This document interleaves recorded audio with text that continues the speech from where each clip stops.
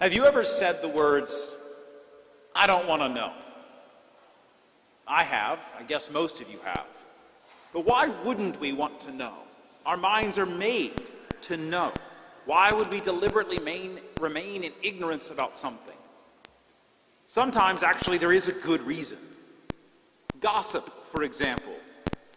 When a friend starts talking about someone else's business, especially when it's something that hurts that person's reputation, it's a great time to say, "I don't want to know," to cut off what could very easily become an occasion of sin, even grave sin. Did you know that if you tell someone about another person's mortal sins without good reason, it's a mortal sin for you? That juicy bit of gossip about who is sleeping around or how someone got drunk the other night, it could be a mortal sin to pass it on, especially if you're telling someone who didn't already know and had no reason to know. So by telling your gossipy friend, "I don't want to know," you might be sparing them and yourself a trip to confession. Another good reason to say it is that it doesn't help to know much about things outside your circle of influence. You should stay informed about the things you're responsible for and about the things that affect you.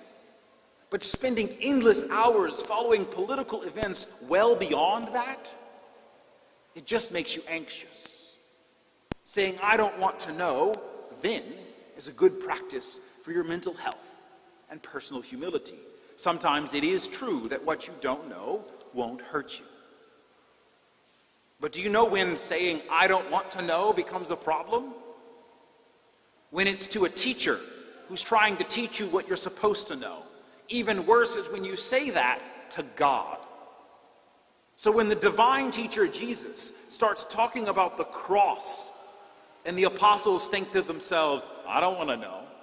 That's too scary," there's a problem.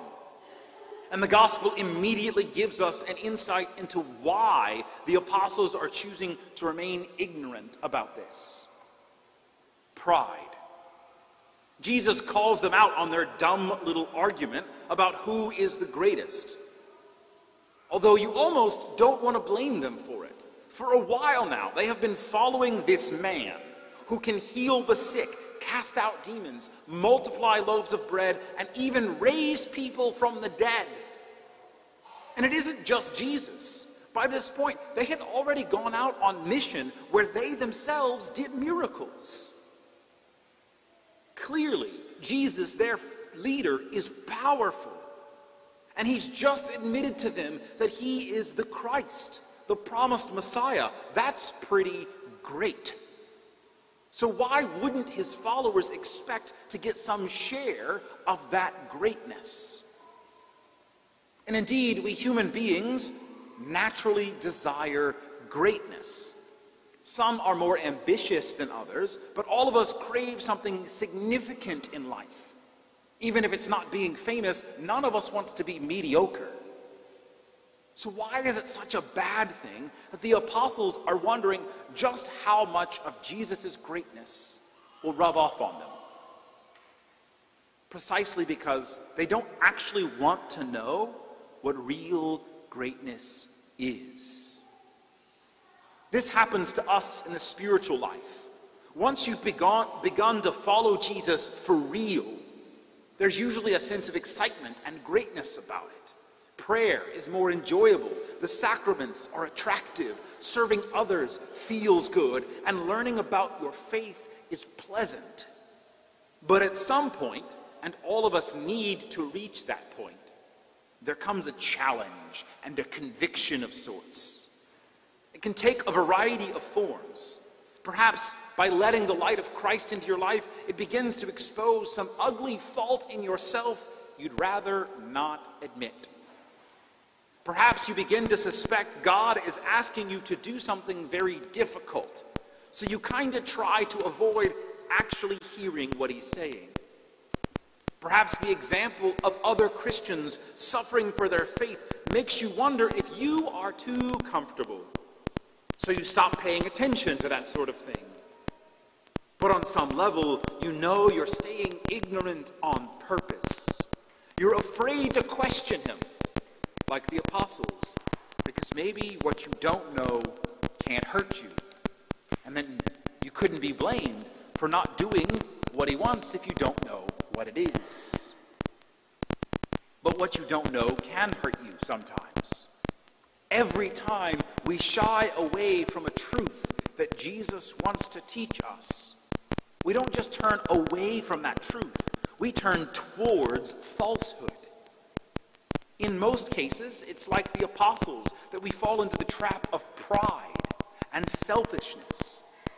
There's no such thing as staying neutral in the spiritual life.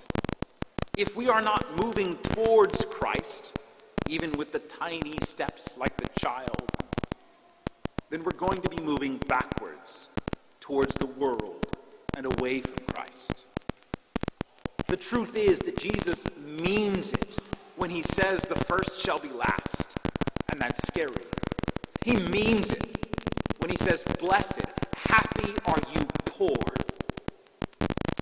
He means it when he says we need to carry our cross, and this is scary. God is good, and he does reward those who are faithful to him. But God's perspective on what is good is a whole lot bigger than we can even imagine.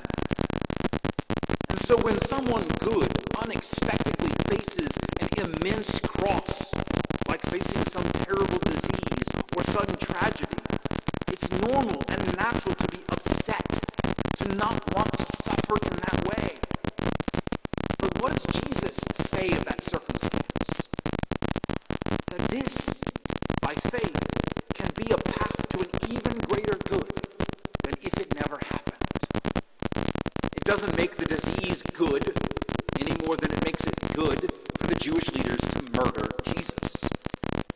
But it does mean that if God really pulls a greater good out of evil, sometimes the best, the most loving thing God can do for us is to let us suffer evil.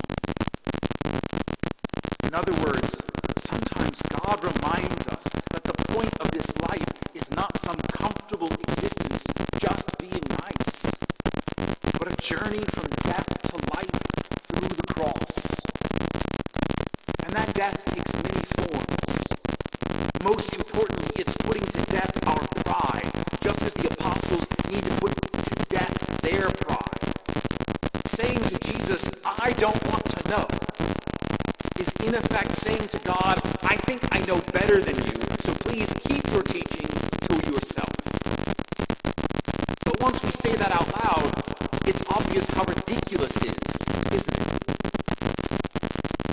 By all means, do not fall into the trap of endless idle curiosity, doom scrolling your phone for hours on end because you're curious. But for the love of God and for your own soul, never let fear keep you from hearing what Jesus is saying to you.